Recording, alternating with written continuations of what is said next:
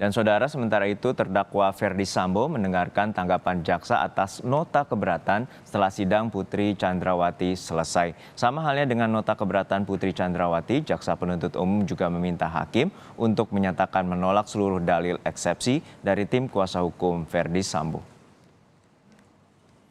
Misalkan dalil yang dikemukakan oleh penuntut umum tersebut, maka penuntut umum memohon kepada majelis hakim yang mengadili perkara ini dengan menyatakan: 1.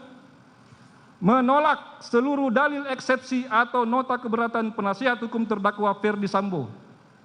2. Menerima surat dakwaan penuntut umum nomor register perkara PDM 242-JKTSL-10-2022 tanggal 5 Oktober 2022 karena telah memenuhi unsur formil dan material. 3.